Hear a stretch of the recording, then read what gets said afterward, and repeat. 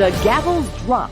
The bills fly. If you're a public school parent now, I mean, you have a choice, which I think is wonderful. The House passes Vouchers for All. The state isn't even fully funding choices in our public schools that are successful and have a good track record. Committees tighten the abortion timeline, loosen the standard for death penalty. This bill is about victims' rights. Sadly, my family has seen how a jury can be misled into denying justice for the victims. A city attorney who ran has resigned. North Miami Beach commissioners boycotting meetings are ordered back. Pay tax, something have to be done. We can't just hold the residents hostage. Old pipes, new problems. A lot of that pipe is now nearing the end of its useful life, so it's very fragile. What's on tap for Keys residents' water supply? The big news of the week and the newsmakers live this week in South Florida. Good Sunday morning. I'm Glenna Milberg. From Tallahassee to the Keys, we have got it covered for you today, and we start with some of the most high-profile, aka controversial, bills advancing in the legislature this week, including one that opens school vouchers to all. During the Sundays of session, we are hosting your South Florida lawmakers to talk about it all. Today, two of the newest members of the House are already making their marks. State Representative Ashley Gnatt, Democrat from Miami, and State Representative Alina Garcia, Republican from Southwest Miami-Dade, both with us live this morning. Ladies, so good to see you. Hi, good morning. I know it's kind of strange to do this via Zoom. You just jump right in and talk whenever you see fit. That's how we roll here. So I want to start out with the school voucher bill, universal vouchers. That was a #1 priority for House Speaker Paul Renner. He was here talking about it. #1 opponents are most of the Democrats who fear the demise of public schools. So Ashley, since you are that Democrat, let me start with you. Why do you think that, and let me just say it passed the House, the floor vote was this week, still has the Senate to go, but almost a foregone conclusion at this point with the Republican supermajority. Okay, so that said, Ashley, why do you see this as harmful to public schools? Well, there's no accountability, and we see that in the language of the bill that parents who want to homeschool their children can get vouchers with no accountability. Well, that actually, I don't mean to interrupt you, but that actually changed as the bill went through the process. There is some more accountability attached to homeschoolers now, but that said, go ahead, please. Okay, so there's still aspects of that isn't truly transparent. If you look at the regulation of public schools and public teaching, as far as certification, how the money is used, we have a book that's probably like this thick. But when you look at public money, taxpayer funds being sent to charter schools and private schools that have different and a lot less regulation, there is that lack of accountability. And then, from my experience, I was a teacher in public schools in Mississippi and Miami. And a lot of times when you don't have those regulations for charter schools, parents will get sold a pipe dream and their child will go there. And then what will happen after all the FTE money is gone? They'll come back to public schools. And I was accountable for making sure that this student learned for that year, not knowing what tests they took, if they took any at those schools, where they started off when they started the school year. So for me, and my position and a lot of the Democrats, we saw that bill needed to go a lot further in making sure that public schools did not bear the burden of having to educate these students when they come back from these schools, where there's no guidelines or requirements for the type of reporting that public schools are held accountable to. Understood. Alina, so take that, if you would. Accountability, there is, as we know, some accountability measures for private and charter schools right now, but to Ashley's point, there is a real dearth in other cases. But you know, what opponents, Alina, were talking about is that this is a massive, not my words, but opponents' words that we've read, a massive transfer of wealth, of taxpayer money to private school operators. I wonder if you would address that. Well, the accountability for the private schools, you know, if if you don't want your child, if you think they're doing a bad job, you just take your children out and they go bankrupt. They won't be able to operate. So there's absolute accountability through the parents. I wish they would have had House Bill 1 when my kids were growing up, because I sent my kids to parochial school, and I had no help, and I was a single mom, and I didn't meet the threshold to get any help. So this is great for the middle class. It is absolutely a wonderful bill, and this is not going to hurt the public education by any means, because public schools are going to be funded first. That's going to happen always first. And if there's enough money to go around, then everybody will be able to get the vouchers. But if there's not, then they'll be put on a waiting list, as it always happens. So I think this is a great thing. Competition is always good. It always makes us better. And empowering parents and students with customizable learning options will not only boost educational outcomes for individual students, but will create competition that raises the bar for schools across the state. So I think you bring up a really interesting word, competition. We actually talked about that with House Speaker Paul Renner. So the way this would work, I kind of headline this for people when we talk about this. It's almost $8,000 per student that Florida gives per student right now, the FEFP. And so in public schools, public school population gets almost $8,000 per student, and now that would be in a voucher of sorts that follows the student to whichever school the family chooses. So Ashley, how the competition now that schools face to lure the children in, why wouldn't that make a more competitive playing field? Let's talk about facts. So Florida is 45th in funding public schools, right? And so we keep hearing this message of choice. It's not about not being about choice, because 85% of parents in the state of Florida choose to send their children to public schools. What we're saying is, if we want public schools to be competitive, and it is truly about competition, then fully fund public schools. We've never been against parents having that option and having that choice. But when you're talking about taxpayer dollars going to charter and private schools, we do want to have some mechanisms of accountability. What happens to that money if they get kicked out? And also, to the point of choice or competition, these institutions are not required to accept students into the school. So we talk about waiting lists and everything.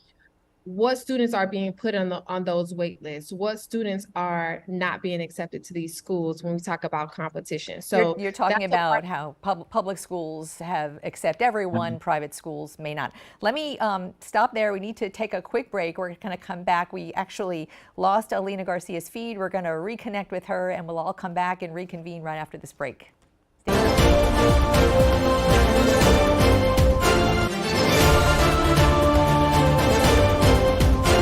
are back with State Rep Democrat Ashley Gnatt from Miami, State Rep Alina Garcia, Republican from Southwest Miami-Dade. I want to turn now to you. Both are serving your first term, so it's great to talk to someone just kind of thrust into the process, and what a session it is to be your first. So one of the abortion bill is how everyone knows it, passed its first committee meeting this week. It's actually called Parental Support Bill. There's plenty of money and programs for parental support, but indeed it shortens the limit on abortions available to 6 weeks instead of 15 weeks. That was passed with a lot of controversy in last session. Alina Garcia, this one, unlike last session, this bill does have exceptions for victims of sex crimes, rape, incest. What is your take on the necessity of this bill, especially at a time nationally when there is so much scrutiny over abortion rights? Well, Glenna, somebody has to protect the unborn child, Back in the day when Roe versus Wade passed, we didn't have birth control the way that we have it today. Most women have access to birth control, and it's not that abortion is going to be illegal. It's going to be up to 6 weeks, when we hear the heartbeat of the child. We already know that it's a child because there's a heartbeat. I personally know that there's a child from the moment of conception, but and I am pro-life. I think it's a good bill. I think we need to start re-educating people. Abortion is not. It should be like only in cases of where the mother's life is at stake, or where there's where the exceptions for rape and incest. Yeah, and I hear, this is such for many opponents of abortion outright, it's such a faith-based argument in opposition. I think a lot of the opposition is that at 6 weeks, many women just don't even know they're pregnant yet. Also, amniocentesis, when you know whether there is a fatal fetal defect, that can't happen until 16 weeks, which is well after the current ban as well. Ashley Gant, when you hear people who are adamant about saving lives, births, and the House bill sponsor actually said those words as well. What is the argument to that? Well, first, I would say that the government should not be legislating what a person can do with their body. Everyone has sovereign control over their own body, and there's not one piece of legislation that tells a man what he can or cannot do with his body. So let's start there. Next, to your point, a lot of women don't find out that they're pregnant until after 6 weeks. And so what happens then? And what about the fact that Black women are 3 times more likely to die in childbirth? A lot of it because of institutionalized racism in the medical field, where Black women are not believed about our pain symptoms. And so you have a high rate of Black women dying during pregnancy and childbirth. And so when all of these factors are taken into account, we have to look at how detrimental this is going to be on family structures, on the economic impact, about women not being able to go into the workplace or having access to prenatal health care. If we're really going to talk about parental rights or parental support, how about we start with providing access to medical care, expanding Medicaid and Medicare in Florida? How about we talk about providing substantial prenatal care? And this is in tandem with legislation that is being proposed that says children can't learn about healthcare and sex education until 6th grade. So how are we saying that we want people to or protect the life, but we won't protect children to know about their body, to know, when it is appropriate or inappropriate to be touched by someone or not to be touched? And so all of these things have to be taken into account. Sorry. So let me you bring up a very interesting sort of basket of bills, and the bill you're talking about is 1069, which is actually redoing sex education, making it available much later in the school career. Alina, Garcia, I say this not knowing whether you are up on specific bills, and if you're not, we totally respect that. So let's just talk about it from that framework. But 1069 is a bill that would essentially, until 6th grade, there is no sex education. So what do you think about that? I mean, if there is going to be more attention on personal responsibility and birth control and such, are the schools sort of responsible for making sure kids are taught that? Well, I think parents are the ones that are responsible to teach their children about sex education. And I don't think that up to 6th grade, I don't think anybody's going to be having sex, before 6th grade. Hopefully, no. It's possible, but hopefully they should not be having sex before 6th grade. And and also going back to the former bill that we were speaking about, the abortion bill. If you don't want to get pregnant, why don't you just go on birth control? That's a great option. You could always not have sex, but if you don't want to get pregnant, go on birth control. That's a great option. We've heard that argument. Let me just. I have a statistic here that might be interesting to throw in here to this conversation. So last session, when the 15-week ban was being discussed, limit I should say, is being discussed, the CDC stats showed that 96% of the abortions that were performed in Florida were well before 15 weeks. And that was one of the arguments used by proponents, is that this is not going to affect a lot of people. That does not hold true for a 6-week limit. It's like 3 out of 4 are done in 6 weeks. But it stands to reason, if you look at the stats, that the people who are terminating pregnancies after that limit are the people who actually have issues, not careless sex issues, but issues with either the health of the baby or the mother. So I want to get your take on that. That's why we have exceptions. We have exemptions. Ashley, you want to answer that? Yeah, I do. It's very easy to say, people shouldn't be having, children shouldn't be having sex after 6th grade, right? What about the fact that children are preyed on by predators and should know about their body and should know what is correct touches or what is incorrect? As a former teacher, I take exception to that because there are a lot of vulnerable children. What if they're in foster care? What if they don't have present parents? We can't just say, oh, parents have the responsibility. It would be nice if we lived in a society where parents were very engaged with their children, but that's not true for everyone. So as agents of our community, as representatives in Tallahassee, we have a duty and responsibility to make sure that children who are vulnerable, populations of people in our communities that are vulnerable, have a way to be educated. And so it's not simply about women being careless and not being on birth control. That is not the representative population of people who are just, willy-nilly using abortion as birth control. And I might add that people don't use abortion as birth control.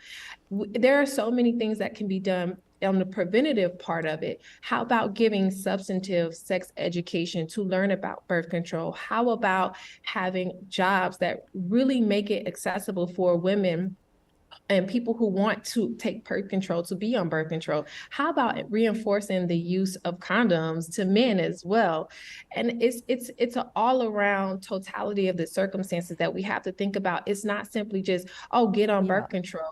So let me just, I want to just say that in this bill, there is money and programming for at least some of the things that you were just talking about as well. Correct. I told you that this would go quickly, and I just want to say to you both, I so find it valuable, and I'm so grateful that we can have these real debates, although fast, on substantive issues, and just a small taste of what's going to go down on the House floors in Tallahassee. I hope you'll both be back.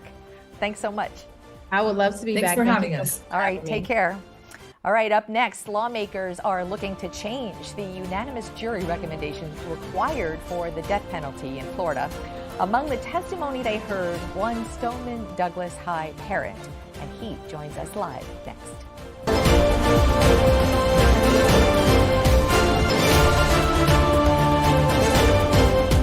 In one of the most watched cases in the state, possibly the nation, a Broward jury recommended a life sentence instead of death for the young mass murderer who killed 17 at Stoneman Douglas High. A lone holdout juror took away the unanimous recommendation required for the death penalty. A bill that passed a House committee this week would change that, lowering the standard to a majority, at least 8 of 12 jurors, to recommend death. Tony Montalto, Gina's dad, was there to urge lawmakers to make that change. And Tony is also founder of Stand with Parkland, that organization. He is here with us today. Tony, good to have you back. Thank you. So Stand with Parkland, your organization is an anti-violence and school safety organization, yet you stood in front of that committee. It sounded like not as head of the organization, but as Gina's dad. And you said to them, I am here as a victim. Explain. Well, let me just be clear that Stand with Parkland is about school safety. My support of this bill is along with some of the other families, but we're doing it as individual families. To your My point, daughter was... I'm sorry, I didn't mean to interrupt, but to your point, I know, and actually one of the things I was going to ask you is that the group of 17 families is so diverse and with such different perspectives and politics, and that actually was one of the things I was hoping you would speak about. Right. So many of us were in support of the death penalty. I'm not sure if everyone was. Many of us suffered through the trial and watched the sad, mistaken justice that was handed out in the sentencing by the jury. I am a victim. My beautiful daughter, my forever 14-year-old Gina, had her life taken from her by a mass murderer. That has, affected our family. And we feel that because of the jury's incorrect decision, that our families did not get justice, that the victims, my beautiful daughter, her 13 classmates, and her 3 teachers, did not get the justice that they deserved, because we saw one individual derail that process by somehow getting on the jury and not realizing that the shooter should have been put to death. Have you heard from other families who do not agree with that? I don't know of anyone, but I also don't want to speak for any other family but my own today. Of course. So the bill that's going through committee right now in Tallahassee, our impression here was that the verdict in the Parkland case very much was the impetus for this bill. Is that something that you've seen? I should hope so. Again, we saw a miscarriage of justice take place here in Broward County. We saw an activist juror somehow get on the jury and stop the whole justice system from working properly for our loved ones. We need to remember that this change, if it occurs through this bill, will not alleviate the burden on the prosecution to prove its case beyond a reasonable doubt. They'll still have to prove that the aggravators exist to make this convicted individual eligible for the death penalty. Additionally, it will also keep in place all the automatic appeals and everything else that the perpetrator deserves to make sure that the process is fair. However, what we saw here in Parkland was a system that was not fair to the victims. What we saw was people consider mitigators and then, although they found all the aggravators, find a way to say that it's okay that someone who took 17 lives, someone who chose to pull a trigger 139 individual times, including when he pressed that weapon up against my daughter's chest and pulled the trigger, one of multiple times where she was shot, that person should be allowed to grow old, to grow up, to have a life. Gina, her classmates, and her teachers were denied that. And we feel that and certainly in our case, the victim or the perpetrator should have been punished to the fullest extent of the law. And we believe that other families deserve that right going forward. We can't change what happened to us, but one of the things we have done through our advocacy is try and make things better for others. Yeah. We've heard more than a few times during the course of that trial that if there is a death penalty in Florida, that it was made for this case. We've heard that. And we've also heard from people who are just philosophically opposed to the death penalty at all in any case. And I wanted to bring up something that happened this week in Broward County. There was a man who was freed from prison after more than 3 decades that he had spent there because the state attorney's office found that he was wrongfully convicted. And the death penalty opponents point to situations like that and say, what happens if something like that would happen when someone has already received an irreversible consequence? What do you think? Well, I can't really comment on that. I can only comment on victims, but I will say that technology has gotten better, and that's probably had something to do with exonerating this individual. We just need a fair system. And to have a fair system, we need that the perpetrators, the convicted murderers that are put up for death penalties, again, there's not a question of their guilt or innocence at that point. They've already been convicted. And then the heinous, atrocious, and cruel nature of their crime, among other things, is what makes them eligible for death. Not every murderer deserves a death penalty, but it's the cruel, atrocious, heinous, and other ones listed in the aggravators that are developed by the state courts. Those are the ones that need to be punished to the fullest extent of the law. In Florida, that's the death penalty. That is the justice, the fullest extent of the justice system that my family deserved. I want to talk about one other bill in the short time we have together left. We call it tort reform, and actually Representative Tom Fabricio, who is carrying that bill, was here with us talking about how this bill would make it a bit more difficult to sue insurance companies. Trying to manage frivolous litigation is the goal. And you had said that that would have made some real difficult issue for you and the other families in your court processes after the murders. And I wonder if you would explain that. Why are you against this bill? Sure. First of all, I'm not against the entire bill. I'm against one very specific provision of the bill. And that provision in the bill will allow, on a civil trial jury form, when the apportionment of blame comes, to have the perpetrator of a crime listed as one of the people that should be blamed. A civil trial, such as we're going through, and ones in the future again, because this doesn't affect us, is about negligence of either the property owner, negligence of an entity that allowed a crime to happen. To put a perpetrator of a crime on that form will, somebody who acted purposefully, will change the complexion of that trial, will change the apportionment of blame for that, and could lead to some very bad outcomes and harm the citizens of Florida.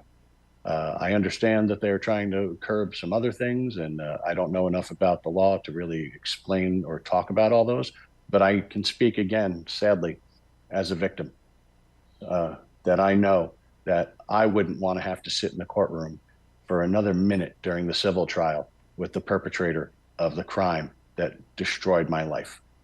Understood. Tony Montalto, you have become such a valuable voice for justice for all the wrong reasons, and we always, always are grateful for your time on this program. Well, thank you for having me, and it's important to have these discussions, so thanks. 100%. Thank you. All right, next, a city attorney running from reporters, commissioners stopped in their tracks. What is happening in North Miami Beach? The view from a veteran and a forecast of changes to come. That is next.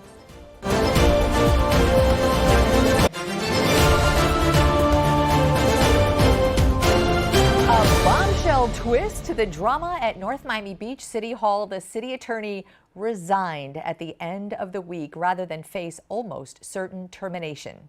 Hans Ottenott ran literally the last commission meeting from City Hall rather than answer questions about his role in blocking city business.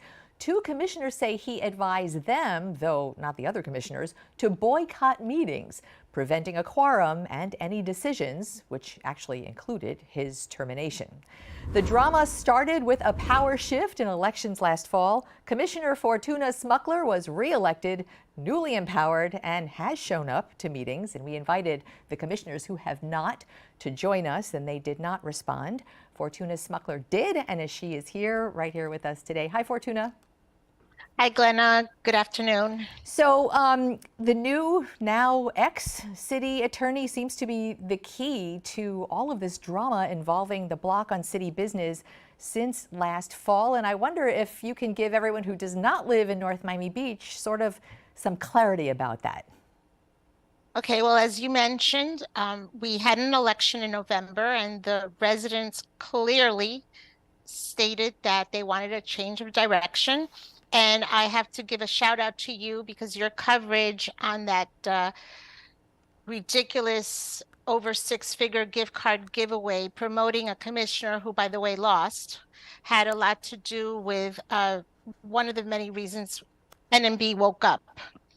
So thank you for that. You know, our attorney was hiring outside counsel and filing litigation without the approval of the commission, and that's against our city charter. He was not responding to my request for opinions. He was giving advice to commissioners, but not to all 7 of us. He was giving advice to the commissioners that wanted to allow him to keep his $65,000 a month job. He was walking, as you said, he was walking out of meetings. He locked a cameraman and the newscaster, not allowing him to get out of City Hall. I guess and the question is why? What would be his motivation for doing all these things as the attorney of a city? $65,000 a month. to keep his job. Yes. So since the election last fall, you all have not had a quorum. There have been no decisions made by the city at all. This coming Tuesday night, the commissioners who were no-shows are court ordered to be there. You should have your first quorum, your first city business. The firing of the city attorney is now moot because he resigned. What will you be doing if you do get your first quorum on Tuesday night? Getting back to business. We have on the agenda discussion of our city manager. Obviously, we have to hire an interim attorney, and we need to get back to business. We have developers, we have water issues, we have so much that we need to do that has not been done since October of 2022. So the reason we have to bring up the issue of the North Miami Beach mayor's residency, because this is the issue that the attorney and the no-show commissioners want to rely upon to say, this is why we're not showing up. We question where the mayor lives, and we don't think it's in North Miami Beach.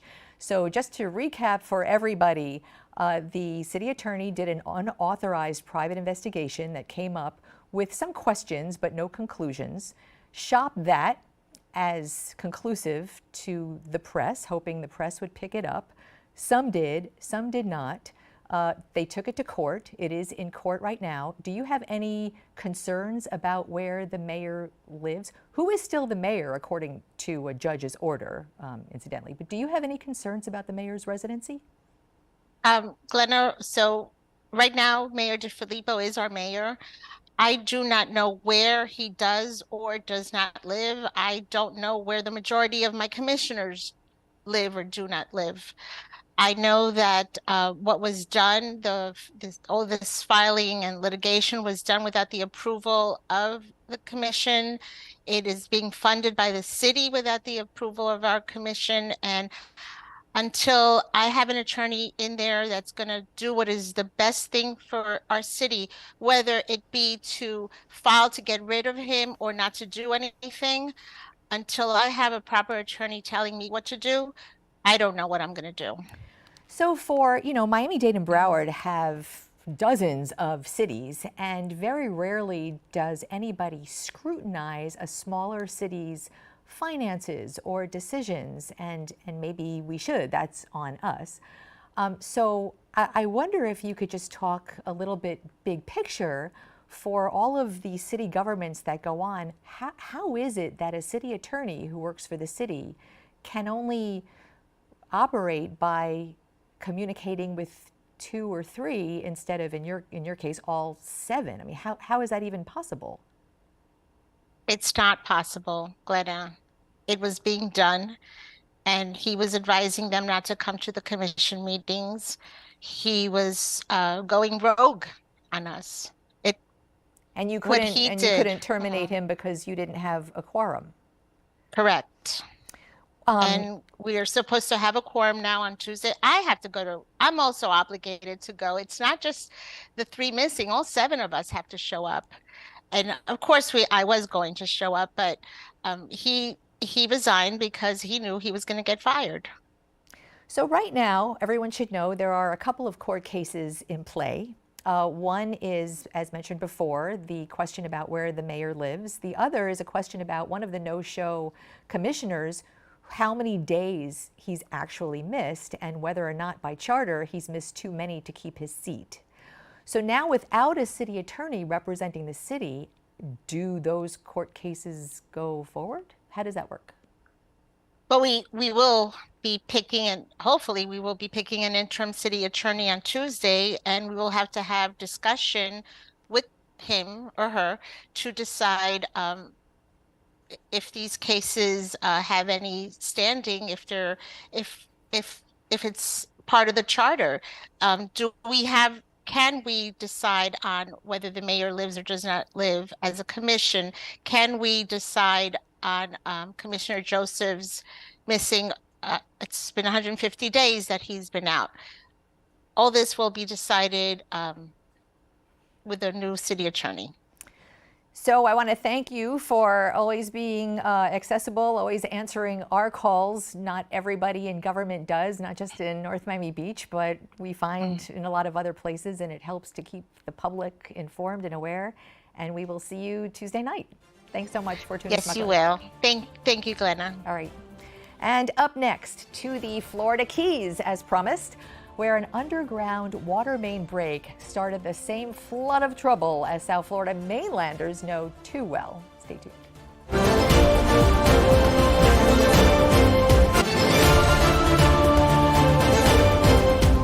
This week, the water calamity in the Keys had nothing to do with the storm and everything to do with an issue that so many South Florida neighborhoods have in common: underground pipes older than their own intended lifespan.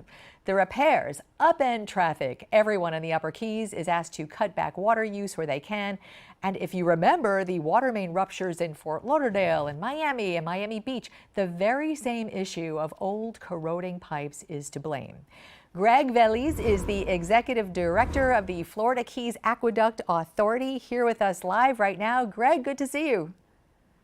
Good afternoon, Glenna. How are you? I'm good. Did I pronounce your name right? Veliz? Yes, you did. All right, good. Good guess. Really appreciate you being with us because I know it's a very busy time for you. So let me start out with informing everyone, like real time, what is happening now? Is the break fixed? Is there construction going on? What's happening as we speak? Well, there's a lot of things happening right now. Right now, we're trying to rebuild our stores. So when we're asking people to conserve water, that's the reason. We're trying to rebuild the storage tanks that we have throughout our system. We have repaired the leaks that occurred. There were 3 consecutive leaks within a 3-day period. That was problematic. And what it did was deplete our stores because we try to backfeed out of those tanks in order to keep everybody in water, and by the 3rd one, we were out. We also have a 5-mile replacement program going on right now, which we will be replacing 5 miles of our most susceptible pipe, but it's far short of where we need to go. So let me. That's a lot of answers to one question. So let me break some down because this is a Keys issue at the moment. But boy, everybody who lives in South Florida, especially in the older neighborhoods, this is for you, right? So this old water main, I mean, we showed video of it. It's old, it's corroded, it could go at any minute. And it did 3 times in a week for you, keeping you all scrambling.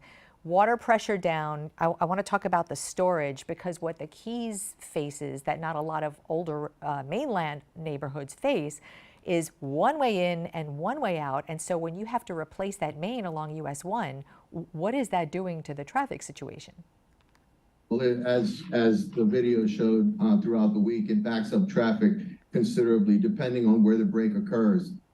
Sometimes we're able to work on it out of the main traffic and being able to keep traffic flowing. But in most cases, where the pipe is situated, it creates a pretty big traffic jam, depending especially on the day. All right, so you're talking about the Keys water comes from storage tanks through that water main.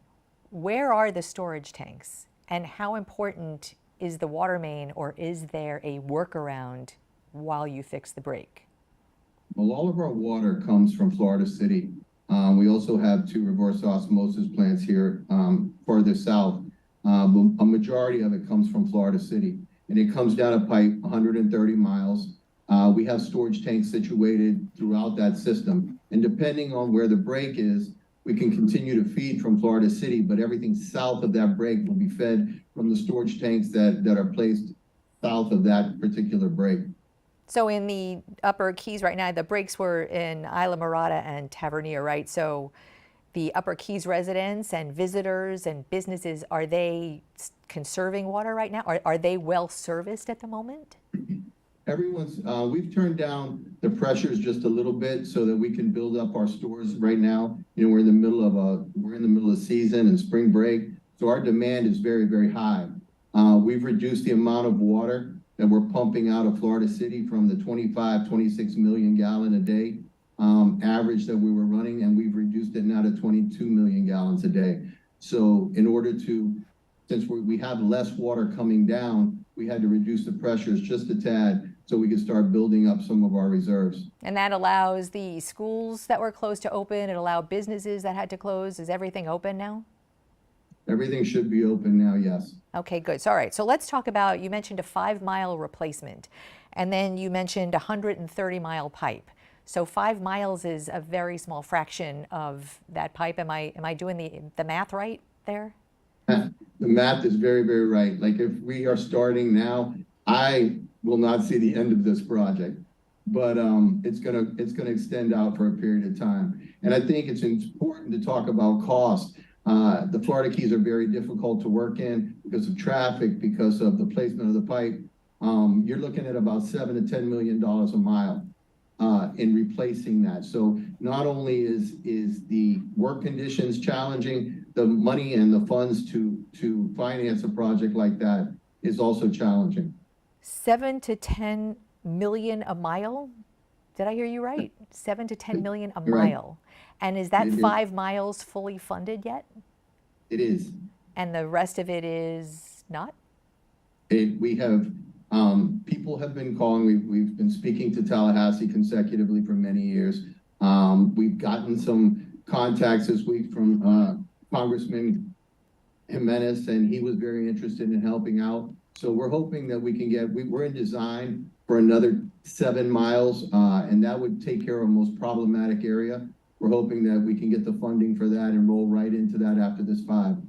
Okay, so now that we've done math, let's do a little science. What about these pipes are corroding? I guess these are from the 60s. I was looking to something to compare. Older than bell bottoms, older than the Beatles. They're from the 60s.